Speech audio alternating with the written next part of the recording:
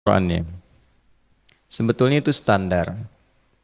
Yang paling standar di dalam ujian Allah kepada manusia supaya ada nilai rasa dalam diri kita bahwa kita itu punya Allah. Itu poin tertingginya.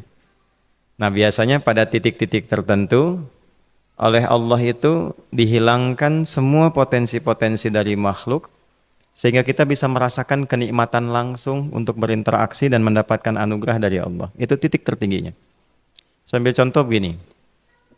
Nabi Zakaria itu yang paling viral di Al-Quran, salah satunya divonis oleh manusia tidak akan mungkin punya keturunan.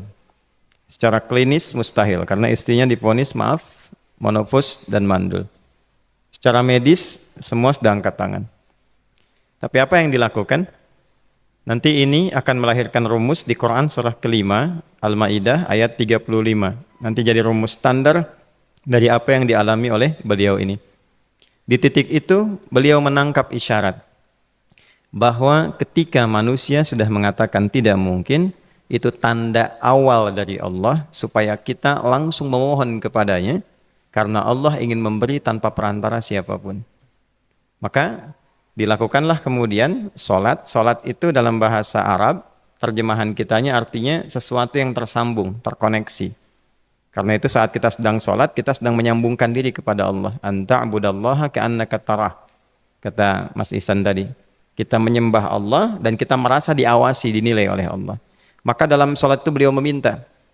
Ya, permintaannya viral. Qala rabbi habli min ladunka dzurriyyatan thayyibah innaka sami'ud du'a.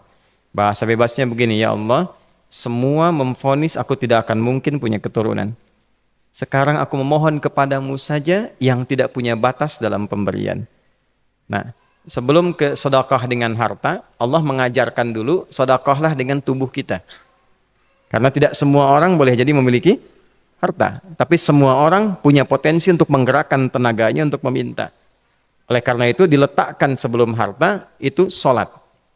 Kenapa rukun Islam yang kedua solat, selanjutnya zakat? Karena tidak semua orang bisa mengeluarkan harta. Kalau tidak ada satu pun mentok di harta, maka gunakan tubuh kita untuk menunaikan solat. Itu rumus Nabi Zakaria. Maka beliau tunaikan di mihrabnya Maryam, minta ke Allah. Rumus kedua, sebut nama Allah, Asmaul Husna, sesuai kebutuhan kita. Jadi nggak harus 99. Misal, ini mau menuntut ilmu, sekolah, sebut ya Allah ya Alim, pemilik ilmu. Ada persoalan rizki yang ingin kita dapatkan, ya Allah ya Razak. Ada proyek, ada kegiatan yang kira-kira tantangannya tidak mudah, ya Allah ya Al-Fattah.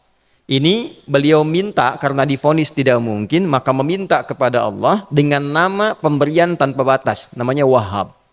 Disingkatnya Hab.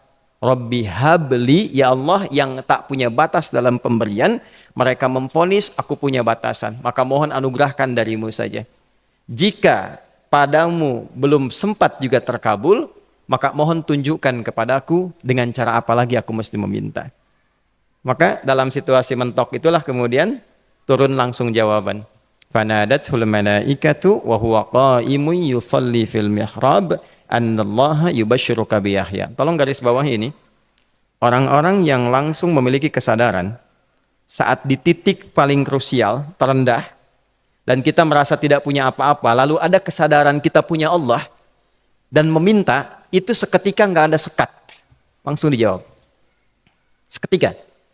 Nah, karena itu biasanya di momen tertentu setiap kita itu pasti mengalami peristiwa itu apapun bentuknya. Nah, itu kalau sudah sampai ke situ itu kode. Jadi di Islam itu nggak ada pesimis, ya, tidak ada pesimis, dan jangan pernah melarutkan diri pada sebuah vonis sudah ini nggak mungkin, nggak akan dikabulkan. Nah, itu jebakan setan. Karena declare pertama iblis ketika melakukan kesalahan itu kalimatnya jelas. Ana khairum minhu khalaqtani min narin wa khalaqtahu ya min tin. Saya lebih hebat, lebih bagus. Allah nggak mungkin nggak mungkin ada ampunan lagi. Jadi diteruskan kesimpulan ini karena nggak mungkin katanya diampuni, ya sudah bermaksiat saja. Karena nggak mungkin dikabul, ya sudah pesimis saja. Padahal di titik itu Allah sedang membuka, temukan kata itu, temukan hubungan itu, minta itu tanpa sekat. Maka seketika malaikat turun menyampaikan doamu dijawab. Itu sedang berdiri, baru selesai doa, belum selesai sholat, belum salam. Turun malaikat mengatakan, Allah kasih kabar, kamu akan punya anak, langsung namanya dari Allah Yahya. Jadi Yahya itu pemberian Allah. Ya, pemberian Allah. Yahya artinya hidup. Yang mustahil menurut manusia. Lahir seorang bayi dari rahim perempuan yang divonis menopause dan mandul, kata Allah, jadi dan hidup. Nah, rumus itu nanti terus dialami oleh para nabi, puncaknya di era Nabi Muhammad SAW, nanti melahirkan panduan di Quran surah 5 ayat 35. Ya ayyuhalladzina amanu ittaqullaha wabtaghu ilaihil wasilah. Perhatikan kalimatnya dengan detail ya. Hei semua orang yang masih merasa punya iman. Tuh iman kita disentuh. Jadi kalau mengalami persoalan di titik nadir, terendah, itu yang disoal oleh Allah imannya dulu. Kamu masih punya iman nggak? Orang beriman nggak mungkin pesimis. Orang beriman nggak akan putus asa. Orang beriman nggak akan bunuh diri. Imannya ditanya dulu. Katanya kau beriman, iman kamu di mana? Kalau masih punya iman, kata Allah, ini ujian dari saya supaya kamu nyebut saya. Katanya ingin mendekat, kata Allah kan? Ittaqullah. Nah ini rumusnya. Wabtaghu ilaihil wasilah. Kalau engkau pengen cepat dapat solusi, maka aku berikan perangkat untuk cepat mengabulkan doamu itu. Perangkat itulah disebut dengan takwa. Nah, takwa itu ada urutan 240 kali disebutkan dalam Al-Quran, dibagi pada 3 segmen. Segmen ibadah ritual, segmen ibadah sosial, satu lagi segmen rumah tangga.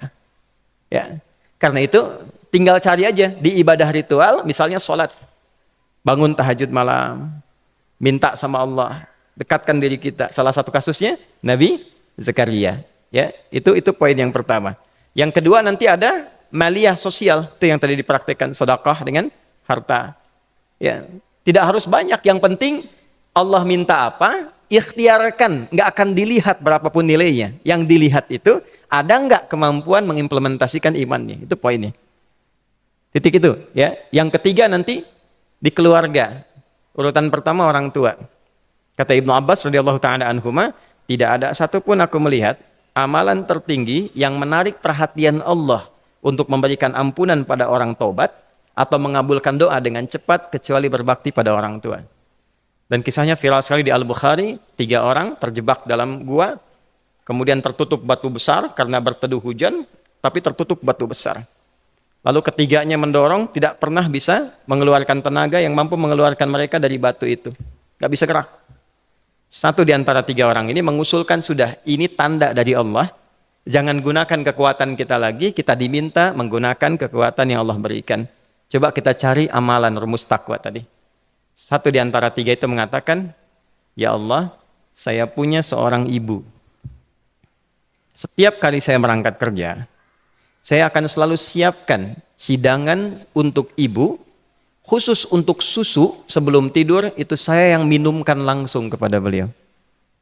Itu berlanjut selama hidup saya seperti yang kau ketahui. Satu kali, saya pulang dari kantor, dari pekerjaan, ibu saya sudah tertidur.